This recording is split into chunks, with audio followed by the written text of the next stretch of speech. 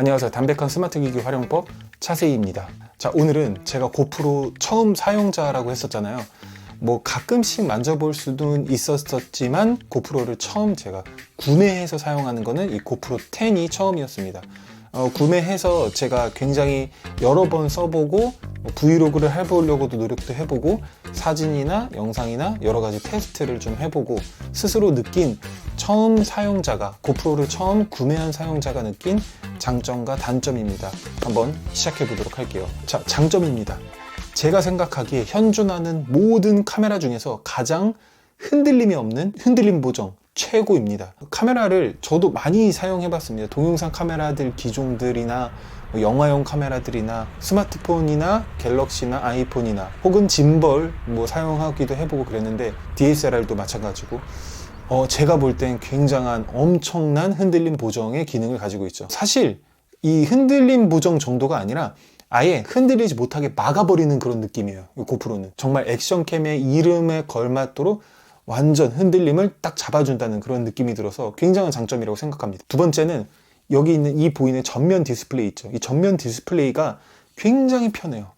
어떻게 나오는지 나를 확실하게 알 수 있기 때문에 전면 디스플레이가 없었다면은 이게 몇 시리즈부터 생겼는지는 모르겠지만 굉장히 편합니다. 요거 없었으면은 앞에 보이는 거를 내가 어떤 화각으로 찍는지 어느 정도 거리인지를 좀 알고서 찍을 수 있기 때문에 브이로그 할 때 굉장히 활용성이 많을 거라고 생각이 듭니다. 다음 세 번째는 GP2라는 고프로만의 프로세서가 두 번째 버전이었기 때문에 고프로 10을 과감없이 구입한 거였습니다. 고프로 9이었다면 구매를 안 했어요. 9에서도 제가 약간 혹하려고 했는데 여기 9이 아직도 업그레이드가 GP1에서 머물렀다라고 들어서 이건 아니겠다. GP2까지 기대했다고 하더라고요. 많은 사용자분들이. 근데 이 GP2가 이제야 고프로 10에서 나왔기 때문에 굉장히 처리 속도 면에서나 자동으로 입혀주는 사진 보정이라든가 인공지능 기능이라든가 여러 가지 면에서 엄청난 발전을 이룰 것 같다라는 생각으로 했기 때문에 제가 전 버전들 비교할 수는 없지만 굉장히 처리 속도 빠르고 뭔가 메뉴 넘어가는 거 빠르고 사진 찍히고 동영상 찍히고 저장하는 것도 나쁘진 않은 속도라고 생각이 들었습니다. 네 번째는요, 생각보다 조작이 진짜 편리했어요. 여기에 보이는 이 메뉴 옆에 첫 화면에 있는 이 메뉴에서 하나하나 클릭하는 거 이거 굉장히 편하더라고요. 그걸 내가 슬로우 모션을 뭔가 촬영할 때나 아니면은 좀 더 큰 사이즈의 화각을 촬영을 하거나 아니면 흔들림 보정이라거나 아니면 이제 줌 그리고 표준, 시네마틱 모드 이런 거 바꾸는 게 편리하게 바꿀 수 있더라고. 사진이나 타임랩스도 이런 조작은 굉장히 편한 부분이라고 생각이 들었습니다. 자, 다섯 번째 장점은 뭐니 해도 사진과 동영상의 퀄리티가 나쁘지 않다. 굉장히 좋다. DSLR, 아이폰, 스마트폰 등등의 견주할 만큼 유튜브라든가 어딘가에 제출하고 홍보하고 사용할 수 있을 만한 굉장한 화질을 가지고 있다. 해상도를 가지고 있다라고 생각이 듭니다. 자, 이번엔 단점입니다. 자, 단점 첫 번째, 사진 촬영에서 심도 표현이 어렵습니다. 물론 액션캠 이런 조그만 카메라라서 센서라든지 어떤 조리개라든지 심도 표현을 원하는 거는 정말 이제 좀 많이 나간 거죠. 제가 좀 더 많이 원하는 건 아니었지만 아무리 가까이 들이대도 이제 뭔가 이제 거리상으로라도 표현을 좀 해보고 싶었는데 가까이 들이대면 심도가 아예 아웃포커싱이 내가 원하는 대상에 포커스가 나갈 정도로 표현하기가 굉장히 어렵습니다. 근데 그런 거를 생각하지 말아야 된다. 제가 기대한 거는 사실 아니었는데 제가 기대한 게 잘못이죠. 이런 용도가 따로 있으니까. 아무튼 저의 생각은 그랬다. 그리고 두 번째는요, 배터리 이거 너무 빨리 닿는 것 같아요. 기본적으로 요즘에 이제 1080p 말고 4K로 많이들 촬영하시잖아요. 그리고 좋은 화질을 얻기 위해서 액션캠 정도니까 그래도 더 화질을 뽑아내기 위해 4K로 촬영을 해야 되는데 4K 촬영으로 한 10분, 15분 촬영했는데 진짜 거짓말 아니고 40%까지는 쭉쭉 닿는 모습을 봤습니다. 이러면 이거 촬영 못하겠다 이런 느낌이 들었어요. 배터리 때문에 제가 굉장히 고민이 많습니다. 네 번째는 이건 단점이라고 볼 수는 없지만 특징이 뚜렷한 정말 스포츠형 카메라라는 생각이 들었어요.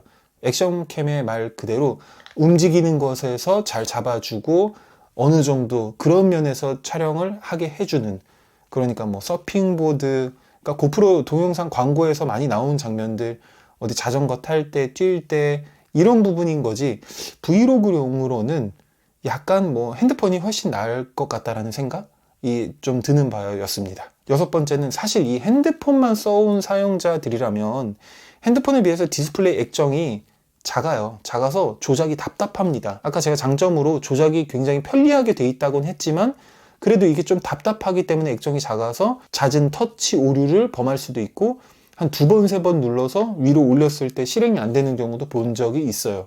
예, 제가 처음 사용자라서 그러니까 이해도 해야 되긴 하겠지만 그래도 좀 디스플레이가 작은 게 좀 당연히 어쩔 수 없는 단점일 수밖에 없다. 다음 여섯 번째는 이 고프로라는 것, 액션캠이라는 거는 와이드한 화면이 가장 주력일 겁니다.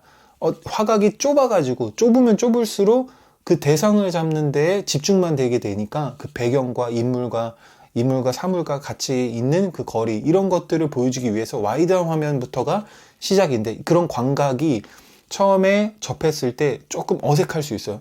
너무 왜곡되어 있는데 주변부가 슈퍼 광각으로 갈수록 너무너무 왜곡되어 가지고 이 화면이 뭐지? 라고 할 수 있으나 좀 신기하기도 하고 좀 그런 면에서 이건 또 단점이라고 사실 좀 말하면 좀 안 되겠네요.